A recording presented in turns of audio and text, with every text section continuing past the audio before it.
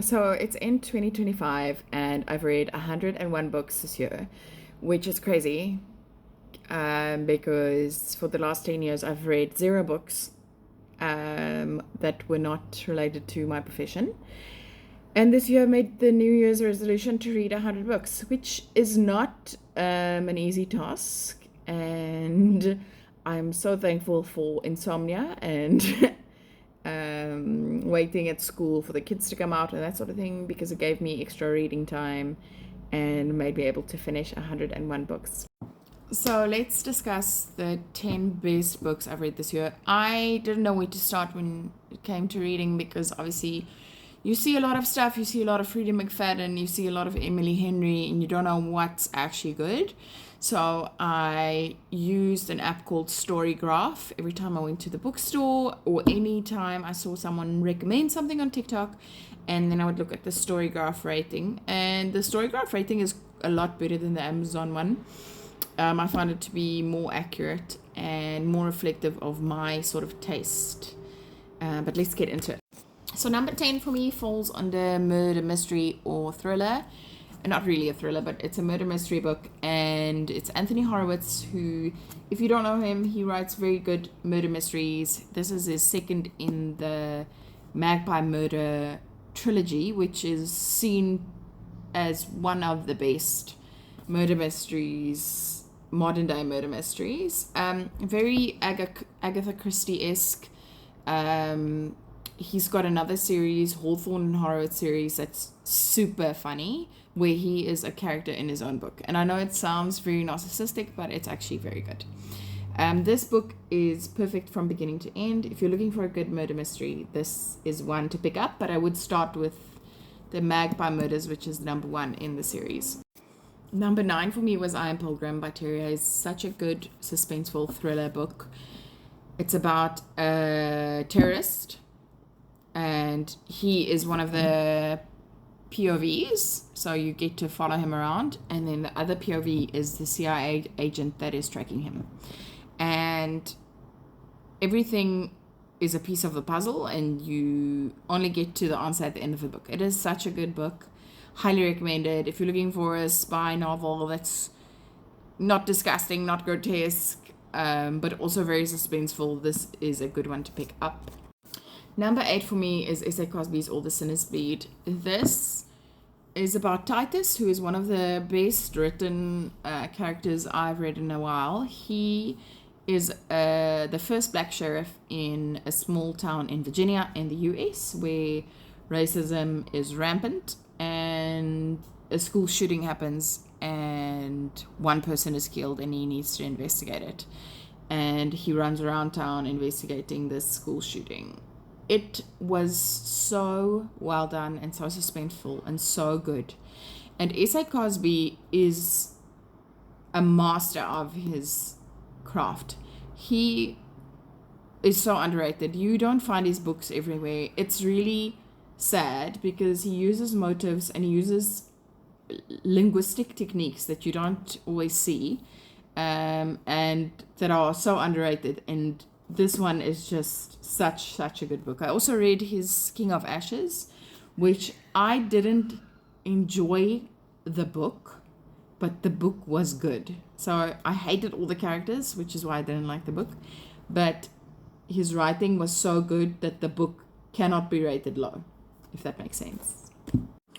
Number 7 for me is a fantasy book called The Will of the Many. It's a new release. It's by James Arlington. This book has a very slow start, but it ends so well that it made my top 10. It's like dark academia. It's set in a school, but the first third of the book is slow. But what it ends up being is you get this pyramid of suffering and people who give up their will, their freedom, their mental freedom, and they empower people above them. And that's how you get this hierarchy system. It's very interesting, and it's also reflective of our modern day times, how the pyramid of suffering is still very real, and we see it on a day-to-day basis. And these books, even though they're fantasy and it's set in a different world, it's so indicative of where we actually are in society. Very good book to pick up. It's very thick, so you have to be committed to finish it, but it's worth it. And the sequel just came out. I haven't started it yet because I haven't had the will. Wild Dark Shore is, I would say it's a lit fic. It is a book about a woman that's washed up on a very remote island, and it's a research island for like global warming and that sort of thing. But it's not. The message is more about love, family, self-sacrifice than anything else. It's not a very like environmental message, which some people didn't like. I found this book so amazing. It was breathtaking. I wept and I laughed, and I just found it to be such a good book. Also has like an investigative thriller component. It is mysterious. You don't know really what's going on. She's stranded on this island. She finds this family, and they act a bit weird, and they've got some secrets, and she kind of unravels the story as she goes along. There's nothing like this book, The Tainted Cup by Robert Jackson Bennett. This writer is very good.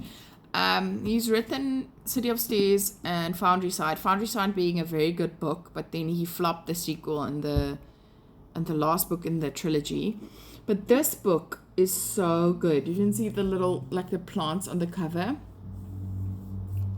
It's a murder mystery set in like a fantasy setting, and the main POV is the assistant to the investigator, and he is just met with this quirky investigator who wears a blindfold, and she eats like entrails and stuff. It sounds crazy, but it's so good, and it's such a good read, and it was so interesting and such a good laugh, and a 5 out of 5 for me, honestly. I read the second one. I didn't find it that good, but it was still a 4-star. This one was great. Number 4 for me, Carrie Soto is Back by Taylor Jenkins Reid. Taylor Jenkins Reid is everywhere right now. She's written quite a few books. I hate her 7 Husbands of Evelyn Hugo. It literally made my worst list, this being one of my best. So she is a hot and cold for me. This is about a tennis star that wants to go and compete in the US Open, Wimbledon, the French Open, everything again at the age of 36. I don't understand tennis, and this was a brilliant book. I loved it. It romanticized feminine ambition, and it did it well. Very good book, not too thick. Definitely, I would recommend. Number 3 for me, Frederick Backman. This man can do no wrong. I haven't read a bad book from him. He is amazing. This is a second in the Beartown trilogy. The first Beartown book, brilliant. The second one, I didn't think it could get better, but it did. And that's why it's here. I decided not to put Beartown in the top 10 because I already have Us Against You here. But if you... And it's also a sport book. It's about hockey, but I don't even understand hockey, guys. This book is about a small town in Sweden and all the characters in it. And it's a book about characters. And it was so well done that at the end of the day, you were just so invested in these people's lives that I have the third book, which is the end of the trilogy, and I'm too scared to read it because I don't want to say goodbye. And then number 1 and number 2, Emma Wang, Blood of a Brighthaven and Sword of Kaigan. I mean, this book changed my life. It is a standalone fantasy book, and it's about the Pyramid of Suffering and about discovering what your position of privilege, how many people you've had to stand on and how many people have died and suffered because of that point of privilege. Set in a fantasy world with like almost like computing, coding type of vibes. Very, very good. So, number 1, Sword of Kaigan by Emma Wang. It's about the love of a mother, love that she didn't know she had. Breathtaking book, life-changing.